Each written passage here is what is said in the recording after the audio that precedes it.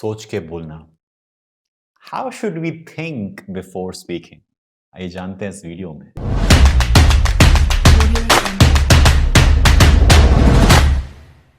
क्यों जरूरी है कि हम सोच के बोलें? क्या ये नहीं है पॉसिबल कि जो मन में आए बोल दें? है पॉसिबल, बिल्कुल पॉसिबल है कि आपके मन में जो भी शब्द आए, जैसे भी बोलना चाहें आप बोल सकते हैं, आप आजाद हैं। लेकिन कई बार ये आपके ऊपर ही भारी पड़ जाता है।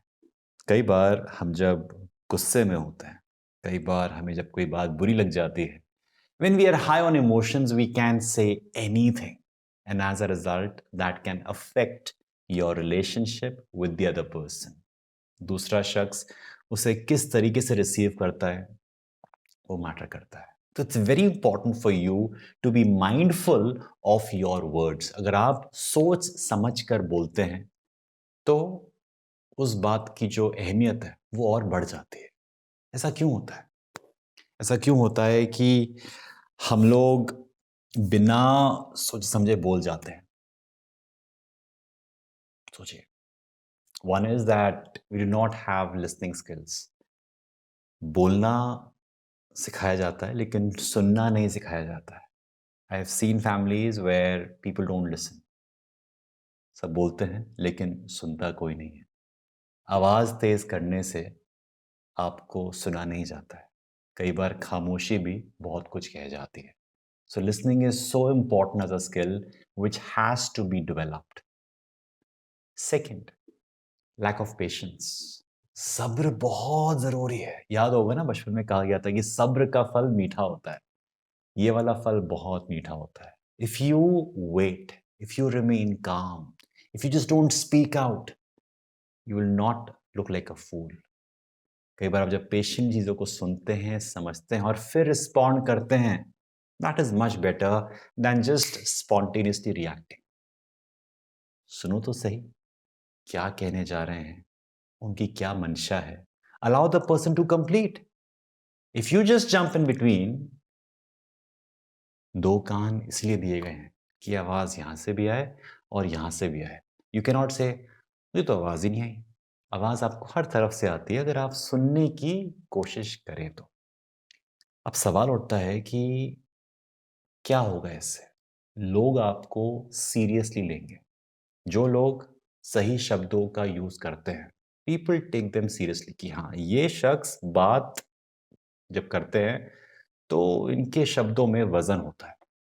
दूसरा, आप जब माइंडफुल होते हैं अपने वर्ड्स से, जब आप माइंडफुल होते हैं अपने वर्ड्स के साथ, तो कहीं ना कहीं आप अपने आप को एम्बैरेसमेंट से बचा लेते हैं, क्योंकि आपको पता है कि मैं कुछ भी ऐसा नहीं बोलूंगा जो कि लोगों को इम्पैक्ट करेगा।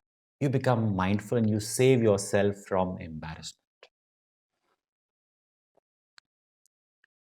And lastly, you don't hurt anyone. कई बार हमारी मंशा नहीं होती है कि हम किसी को हर्ट करें। हमारा हमारा जो बिहेवियर है वो ऐसा होता है कि बस बोल देना है, बस बोल देना है। लोगों को हर्ट कर जाता है। आपकी मंशा नहीं होगी लेकिन आपने उस समय जो आपको फील हुआ, जो आपके इमोशन से आपने बोल दिया, and as a result the person gets hurt. तो क्या किया जाए? सोल्यूशन क्या है? How can you think? How can you think before you speak? कैसे? थिंक एक एक्रोनिम है, THINK। सोचने से पहले पूछिए कि क्या वो सच है या नहीं, क्या वो ट्रूथ है या नहीं। सो T स्टैंड्स फॉर ट्रूथ, कि जो मैं बोलने जा रहा हूं क्या वो सच है या नहीं। फॉर एग्जाम्पल, मुझसे किसी ने सवाल पूछा कि Devas, how did you overcome stammering? How can I become a confident speaker? Give me some tips.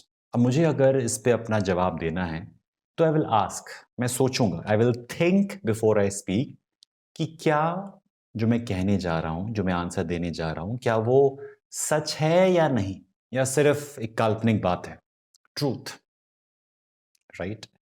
Second, क्या वो आपको हेल्प करेगा या नहीं? H स्टैंड्स फॉर हेल्प, कि क्या आपको वो हेल्प करेगा या नहीं। जैसे जो मैं अपने आप को इनपुट्स दे रहा हूँ, उससे आपका भला होगा या नहीं? या फिर I don't want to help you, मैं आपको एक ऐसा आंसर दूं जिससे आपको हेल्प हो ही ना। मैं इस वीडियो के माध्यम से आपको वो सीक्रेट्स रिवील ही ना करूं कि आपकी हेल्प ही ना हो। तो जो मैं अपना आंसर दे रहा हूं, मैं ये सोच रहा हूं कि मैं ये सीक्रेट्स रिवील करूं या ना करूं। मेरे ये बोलने से जो आप लोग वीडियो देख रहे हैं, आपका भला होगा या नहीं होगा। If I want to help you, I will share things out. So H stands for helping. I stands for inspire. कि क्या मैं ऐसे वर्ड्स यूज कर सकता हूं which can inspire you. Suppose if I से कि अगर मैं स्टैमरिंग को इम्प्रूव करने के बाद रिकॉर्डिंग कर सकता हूं, स्टेज पे जाके बोल सकता हूं, तो डेफिनेटली आप भी कर सकते हो। ऐसा बोलने से आप इंस्पायर होंगे। Yes, so choice of words makes a big difference. वो किसी को इंस्पायर कर सकता है या फिर किसी को just simply make them feel कि वो कुछ नहीं कर सकते। That is about I. Next is N. N stands for necessary. कि क्या वो शब्द वाकई में जरूरी हैं या नहीं, क्या वो एग्जाम्पल वाकई में जरूरी है या नहीं, क्या ये सारी बातें जो मैं बताने वाला हूं क्या वो जरूरी है या नहीं। एक ऑप्शन है कि मैं सिर्फ बोलता रहूं, बोलता रहूं, बोलता रहूं, बोलता रहूं, बोलता रहूं, और उसका कोई वजूद नहीं है, उसकी कोई इंपॉर्टेंस नहीं है, वो सिर्फ मैं बोल रहा हूं। क्या वो डिटेल्स नेसेसरी हैं या नहीं? If you realize, if I have to give you an answer to this question, ki how to become a confident speaker or how to overcome stammering, I can give you all the stories ki once upon a time there was a king in that with the lion and the jungle, कुछ भी बना सकता हूँ मैं, but क्या वो कहानी necessary है या नहीं? कई बार लोग बोलने के चक्कर में कहीं से कहीं पहुंच जाते हैं। So ask yourself, is it necessary or not? And lastly, K stands for being kind. अगर कुछ अच्छा ना बोल सको तो कुछ बुरा तो ना बोलो। हमारे शब्द, they are so powerful. Words have the power to make or break a relationship.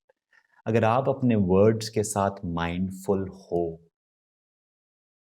it's a big skill to have.